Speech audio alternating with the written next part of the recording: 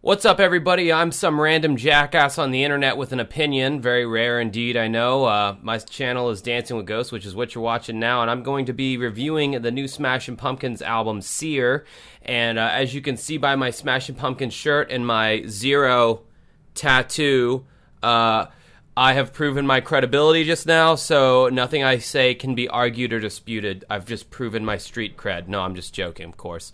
So this album has some overall arching themes. I'll give you my overalls, and I'm going to break it down track by track because Smashing Pumpkins is one of my favorite bands of all time, obviously. So I want to give this album the review that it deserves. Overall, I felt like pretty much since Zeitgeist, but especially recently, I feel like Billy Corgan's voice has gone through sort of a evolution. It does sound a little bit more aged, a little bit more nasally, not as, I don't know, it just sounds different. It could even come down to production techniques for all I know. It just sounds different, and not in a good way. It's more grating on my ears on this album than it has been in the past. How he has his vocals mixed on this album, they're always super in the forefront, like very hardcore in the forefront, with all the instruments way lower in the mix, except for certain songs, which is even weirder because you would expect that the mix would be consistent throughout the entire album, but that is just not the case here.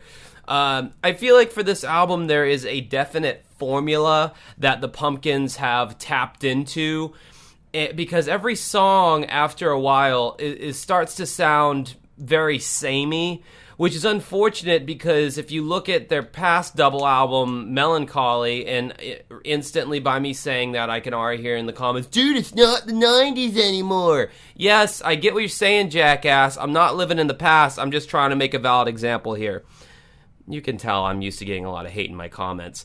Anyway, no, on Melancholy, every song was completely different on the album. You went from like a really, low-tempo, sparsely arranged piano ballad to one of the heaviest fucking songs I've ever heard in my life, all in the span of 2 tracks. So they didn't have that. They didn't give themselves that kind of headroom to do that on this album. Every song pretty much starts out with some kind of synth lead, sparkly synth lead, and then these heavily produced bass guitar and kick drum sounds come in. So that was an unfortunate kind of factor in this album, the formulaic nature of it. There's heavy use of backup singers Sierra Swan and Katie Cole. Overall, I think that's a good thing. I think they added a lot to the album, especially on certain songs that I'll get into. There's obviously heavy use of synthesizers on this album, which everyone's talking about. Like, that's the big deal about this album, is it's got this retro 80s feel. I kind of I don't really like the fact that you can't say that basically as soon as someone puts a synthesizer in their song, it's automatically labeled as a retro 80s feel, and I just kind of detest that. I feel like you can have synthesizers in your music and it not be 80s. Like, the 80s doesn't own the copyright on synthesizers. Plenty of Nine Inch Nails songs use synthesizers, and they does not sound 80s at all. But I can see where people get it from on this one, because some of the sounds do have 80s-ish type leads. This is a 20-song double album. Ouch. I know Billy Corgan doesn't care about any of this, but in today's low attention span theater, that's a hard sell. I mean, even back when people had attention spans, a double album was like a kiss of death a lot of times for a lot of bands. Unless you came out with like 20 or 30 killer, undeniable ass songs, it was usually not a good idea to go with the double album. The Wall is a great example of a fantastic double album, and Melancholy and the Infinite Sadness is a great example of a double album. But then you can take an album like Nine Inch Nails' 97 or 99 album, The Fragile, and I feel like that was an album that could have been cut down into one album that would have been really great. So anyway, let's go through the songs. I should say the 20 song thing for this album, it leads to the album's ultimate downfall. Just a little Spoiler alert there. Track 1, Color of Love. It's synth pop, but heavier. It's got some gruff bass tones, heavy drums. You can tell that this is a very heavily produced album. I mean that in the drums, the bass, it all sounds very heavily compressed. It thumps really hard. It's very modern production. It sounds like very expensive production. It's a pretty good song. One of the better ones on the album, honestly. After when I first heard this song, I liked Seer a lot more. But after hearing this song and Seer, these two are some of the gems of the album. And I think they knew that. That's why they came out first. The backup vocalists really make this song for me. This song feels naked at times with no real predominant guitar, but still a nice tune overall, especially compared to the shit on their previous few albums. Yes, I will say it. I do not like their previous 2 albums at all. Suck a dick. I don't know what to tell you. So... And then we get into track number 2, Confessions of a Dopamine Addict. What a weird name. By the way, I'm not a lyric guy. Anyone who watches my channel knows I'm not big into lyrics. But I combed through these lyrics to see if I could find any kind of like deep Billy Corgan-esque, wisdom or poetry. And none of these lyrics make any goddamn sense on this album. I gotta say that. And the album titles don't really tie in to the lyrics, except for maybe the color of love. And like some other ones like Tiger. But anyway, Confessions of a Dopamine Addict. It's okay, kind of a middle-of-the-road synth pop track. Again, same kind of formula as the opening song. We're going to see that a lot on this album. This song feels rather sparse, as the main instrumentation on all these songs are just a synthesizer, bass guitar, and drum set, and Billy's vocals and the backup singers.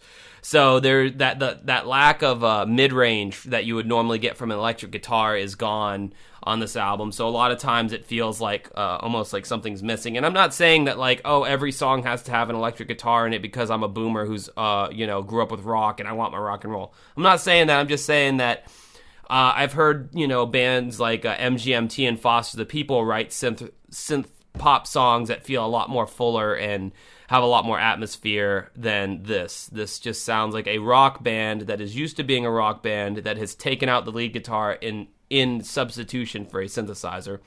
Then we get to track 3, Seer. I really like this track.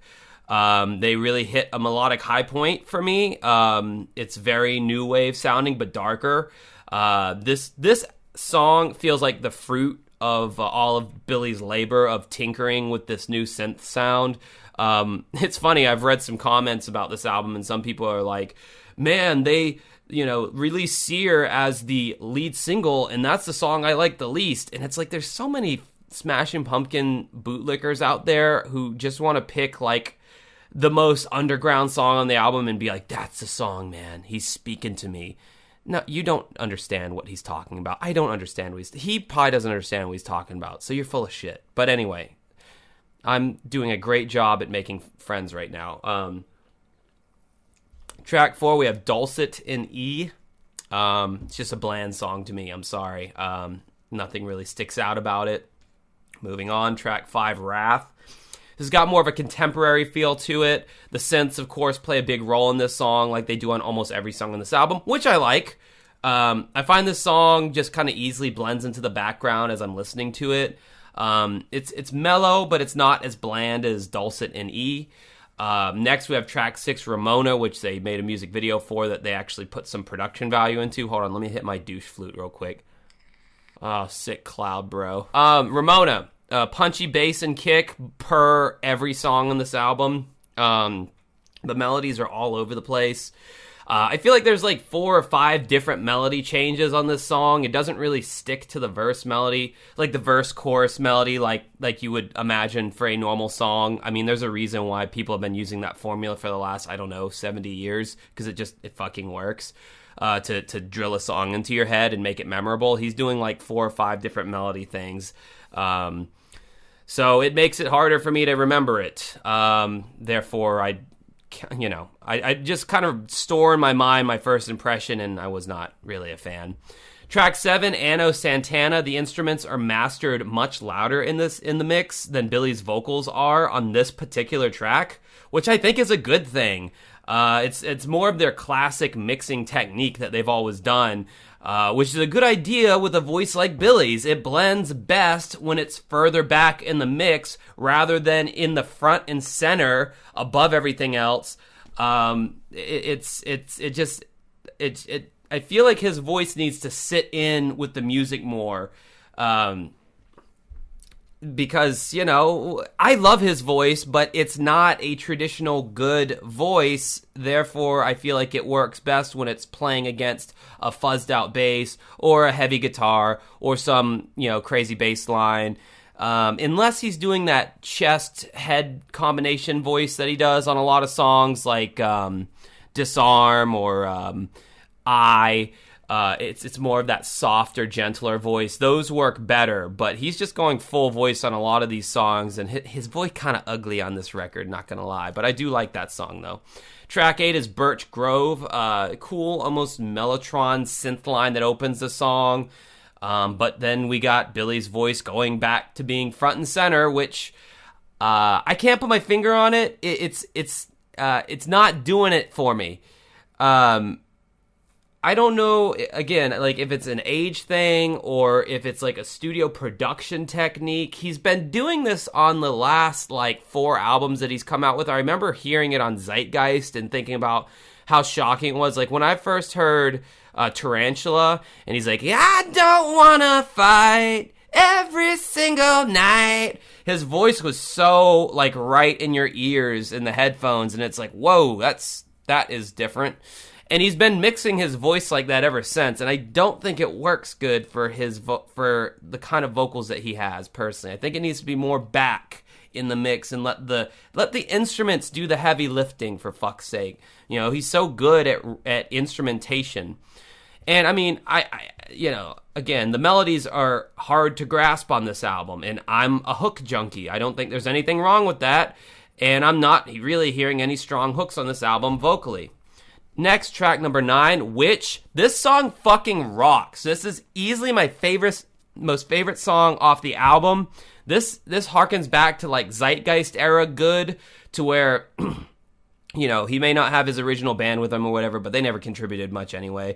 But just heavy groove-oriented guitars, great guitar chug groove in the middle of the song. It's almost reminiscent of that Nickelback song, Figured You Out. But just the guitar, not Chad Kroger's voice or Nickelback's overall corniness. I'm just talking about the guitar, the jun jun jun jun jun jun.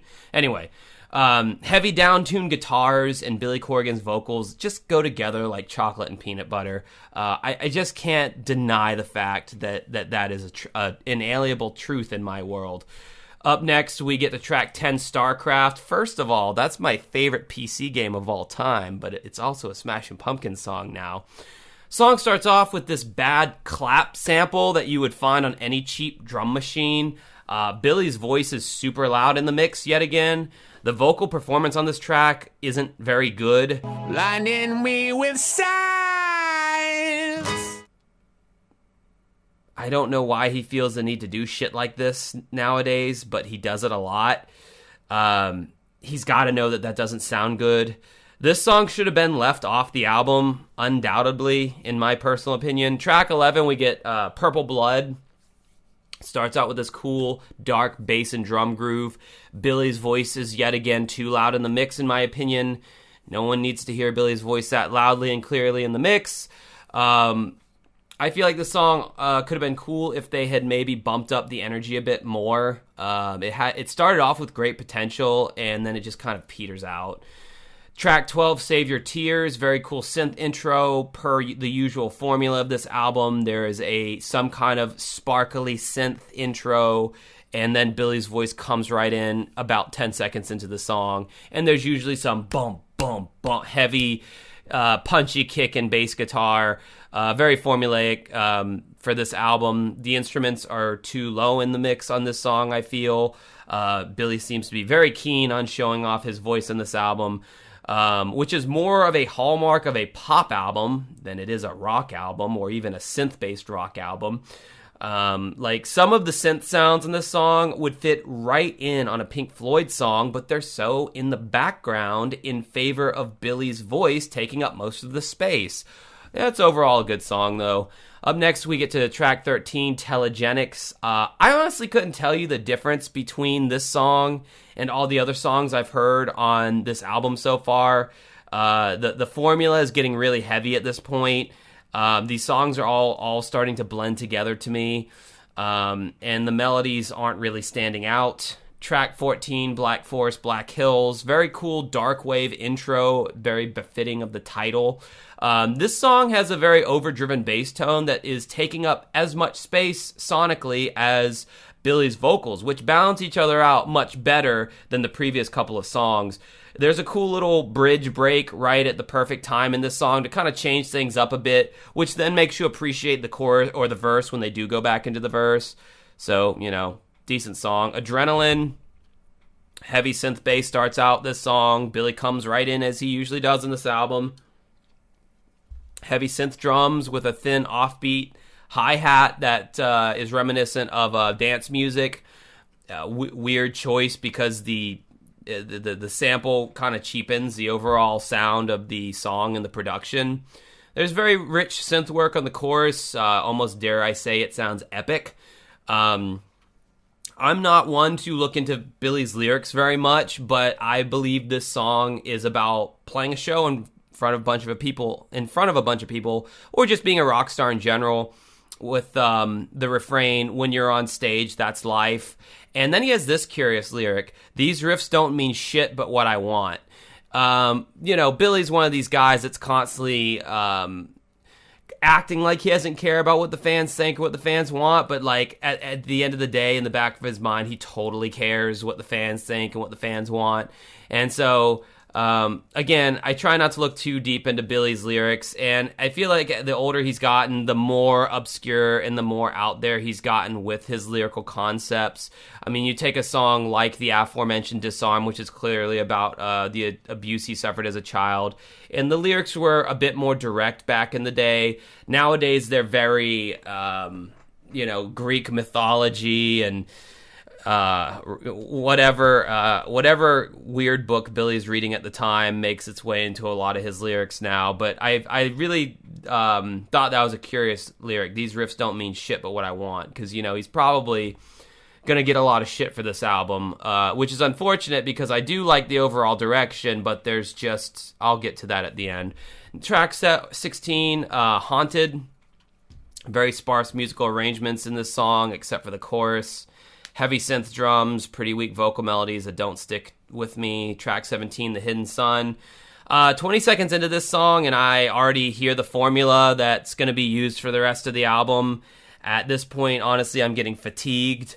There's no sonic variety. It's like they use the same 3 synthesizers on every song, the same backup vocal techniques, the same bland melodic formulas.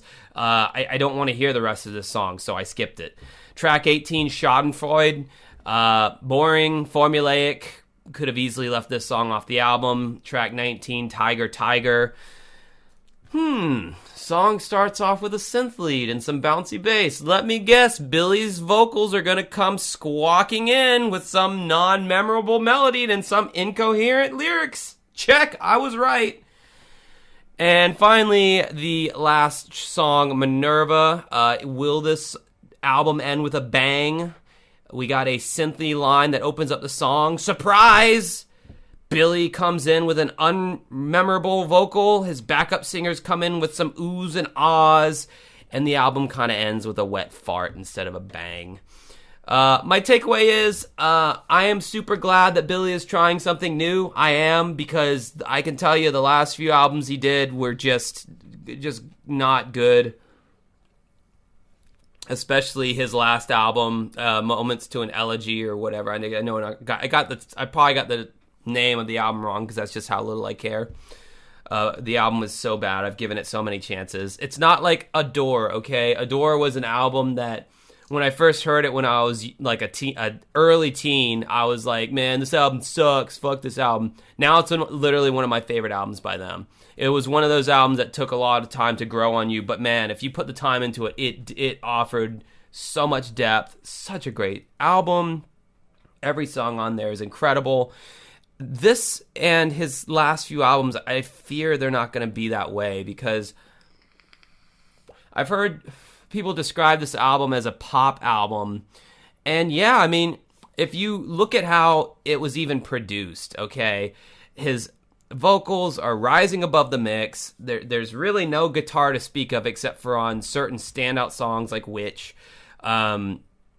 There, you know, the embracing of the synth pop, which obviously we can see by The Weeknd's Blinding Lights and some of the other songs that are on the radio. There is this kind of synth pop revival that is kind of coming to the forefront. Perhaps he's trying to take advantage of that. Who's to say? I do feel these songs are very formulaic.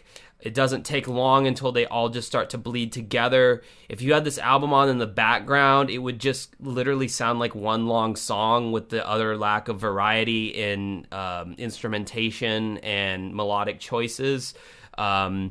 You can take any album of theirs from Zeitgeist and before, and every song sounds completely different from the next. There was no perceived formula. Many different instruments and techniques were used tone-wise, and Billy seemed to put way more effort into crafting melodies back in the day than he does now. Also, his voice just does not fit right in the mix to me. The type of vocal timbre that he has isn't your traditional pretty-sounding vocal. It really needs to be balanced right in there with the rest of the instruments instead of always floating on top like he's fucking Mariah Carey or something. Overall, I think this album is too bloated. That's another criticism I have. This is a 20-song album with about 10 songs too many.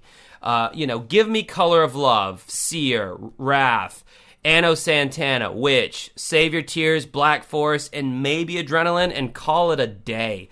The songs that shined are bogged down by a lot of synth rock mediocrity. It hurts me to say, but I kind of saw this coming with the glut of material that they were releasing leading up to this album's release, the stuff they're releasing on Smashing Pumpkins' YouTube channel.